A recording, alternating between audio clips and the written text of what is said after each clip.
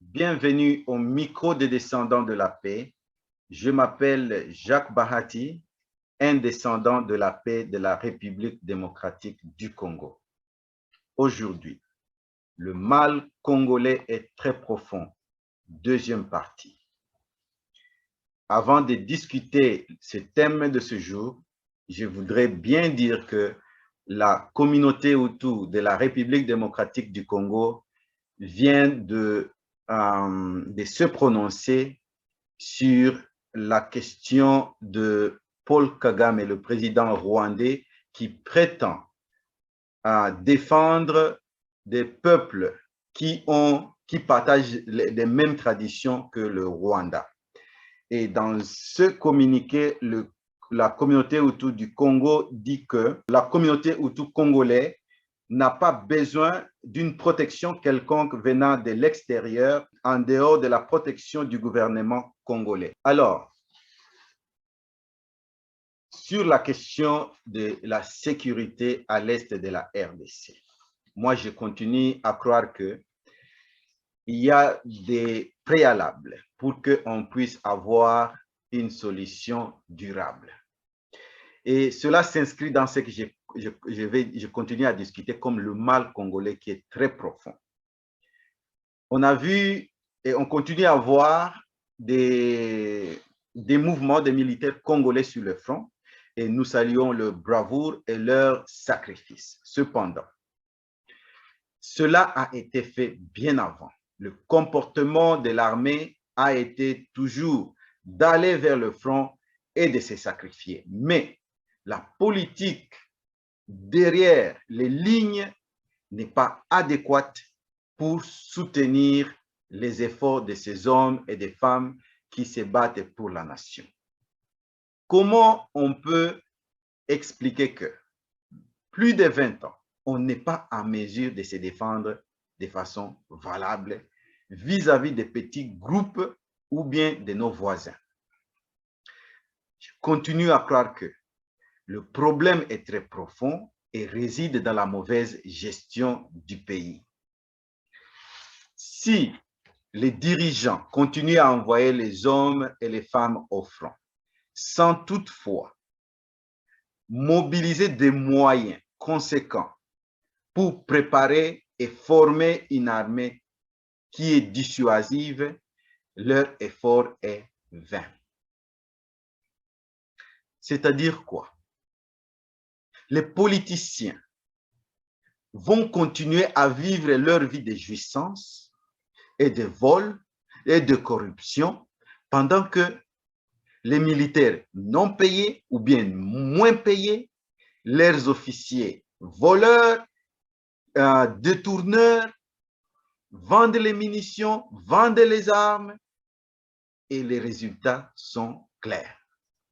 Avant le président Tshisekedi, on parlait de cette affaire, qu'il y a de mauvaises gestions de l'armée et que les officiers étaient des complices. Surtout, il faut déclarer la guerre contre les antivaleurs, contre ces voleurs, soi-disant gestionnaires des biens de l'État. Les jeunes n'ont pas des gilets pare-balles, les jeunes n'ont pas la capacité de se battre pendant la nuit, les jeunes, de temps en temps, ils n'ont pas de munitions, il faut des moyens. Mais malheureusement, les militaires, ils vont se battre pour un pays qui ne les respecte pas, qui ne les paye pas, qui ne les arme pas, qui ne les entraîne pas. Et cette guerre devient maintenant une guerre pour créer de l'espace pour une petite minorité des élites, pour qu'ils puissent jouir de ce Congo que vous défendez. Le bien de l'État appartient à tout le monde. Un salaire décent est bien pour les policiers, est bien pour les parlementaires, est bien pour les présidents. Et je voudrais aussi mentionner qu'il est important d'abroger la loi qui donne des millions aux anciens présidents. Ça, c'est un crime, c'est une façon encore de piller le pays de façon légale. Donc, chers compatriotes, ne fermez pas les yeux sur la question de la mauvaise gestion du bien commun. Il faut presser. Et d'ailleurs, moi, je dirais que l'effort d'aller dans les rues pour condamner le Rwanda, c'est bien, mais il fallait aller dans les rues pour demander que la gestion des biens de l'État puisse être transparente. Donc, mobilisons-nous pour demander à nos dirigeants actuels que nous voulons diriger et qu'ils doivent comprendre que nous demandons la transparence. On ne peut pas continuer à manger les miettes de leur table. J'en viens à critiquer la soi-disant cotisation des membres parlementaires pour aider les militaires. Ça, c'est une moquerie totale. 500 députés, chacun cotise 400 $, c'est ce qui vous fait 200 000 $. 400 $, c'est quoi? Ça, ce sont des miettes de vos tables qui est seulement une moquerie contre ceux-là qui mettent leur vie en danger pour défendre la nation. Quand vous allez en mission, vous prenez des vrais montants pour vos per diem, ainsi de suite. Vous envoyez les militaires en mission pour se battre, vous leur donnez combien? Et vous vous mettez à se moquer d'eux en leur donnant 400 $ de cotisation. Une armée ne peut pas vivre de la charité de certains, des cotisations des citoyens. Une armée vit d'un système de financement du gouvernement bien organisé. Donc, moi, j'en appelle au président de la République de se prononcer et de prendre ses responsabilités. Le langage que comprend le Rwanda, c'est le langage de la force. Il faut contraindre les ennemis à nous respecter. Et c'est ça ce qui doit être fait. La réunion des ministres de cette semaine parle de voies diplomatiques pour en finir avec l'insécurité. Monsieur le Président, l'État n'est pas une église. Il faut avoir un cœur de lion.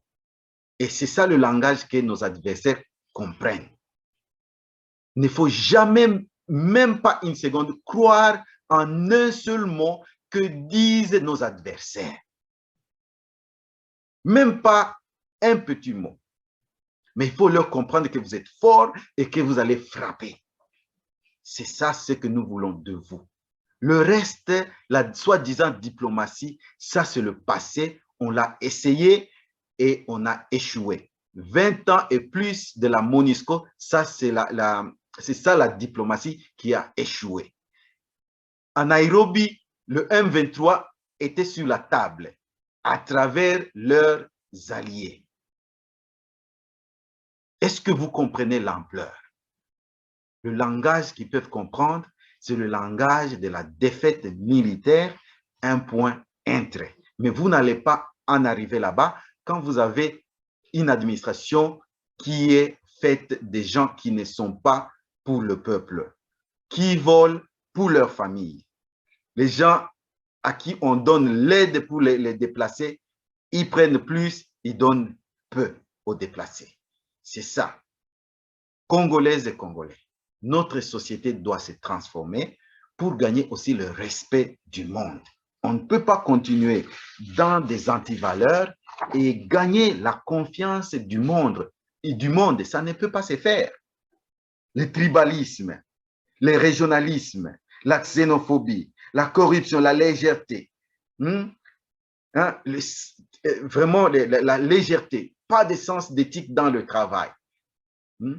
Les gens qui sont engagés, ils prennent le salaire sans travailler. Ça ne va pas nous mener nulle part. Donc, nous sommes appelés à jouer notre rôle et nous, comme peuple, nous demandons la bonne gouvernance. Monsieur le Président, décrétez une guerre contre les antivaleurs une fois de plus.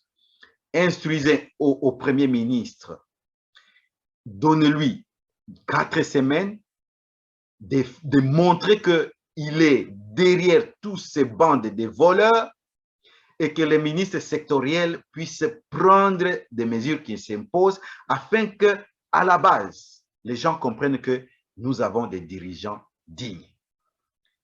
Dans les régions, dans les provinces sous l'état de siège, normalement, on devait commencer par là-bas. Parce que là, les contraintes légaux sont suspendues.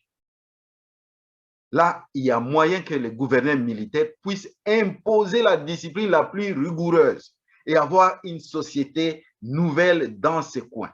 Mais qu'est-ce qui se passe? C'est la corruption, c'est la jouissance, c'est le pillage, ainsi de suite. La justice n'existe pas, ainsi de suite. Donc, c'est ça le grand problème. Et j'affirme et je signe, le mal congolais est très profond. On ne peut pas gagner la guerre comme cela. Nous défendons la cause de nos militaires. Nous leur demandons de se défendre très bien, de ne pas rester bouche muée, aussi qu'ils demandent leurs droits. Ça, c'est important. Et nous, comme peuple, allons dans les rues pour demander la bonne gouvernance. Crier jour et nuit contre le Rwanda, si on ne change pas chez nous, il n'y a rien qu'on peut gagner. On ne peut pas gagner la guerre. Les Tanzaniens, les Ougandais, les Kenyans, ils ne sont pas la solution au problème congolais. Les Nations Unies, 20 ans après, ils sont encore au Congo, ils n'ont pas amené de solution au problème congolais.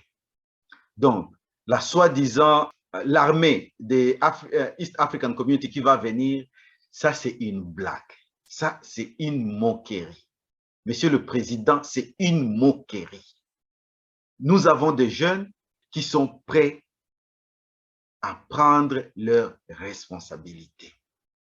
N'allez pas ailleurs pour chercher des solutions à un problème qui est le vôtre.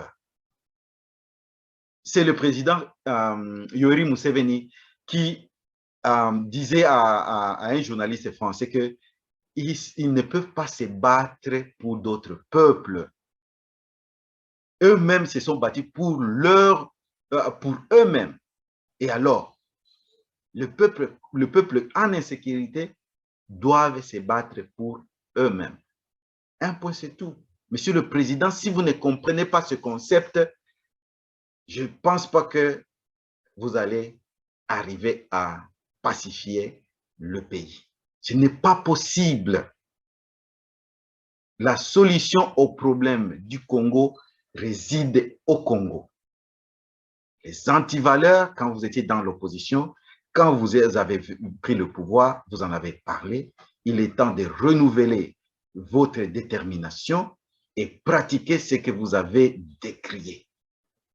Donner des solutions à ce que vous avez décrié. Un point, c'est tout.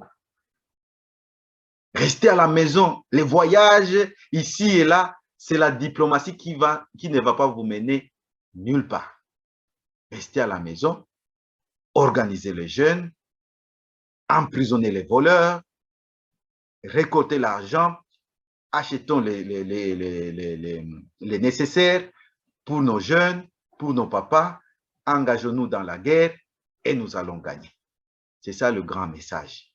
Peuple congolais, unissons-nous derrière nos vaillants militaires et désolidarisons-nous des voleurs gestionnaires des biens publics. Donc, mobilisons-nous dans les rues pour demander la bonne gouvernance.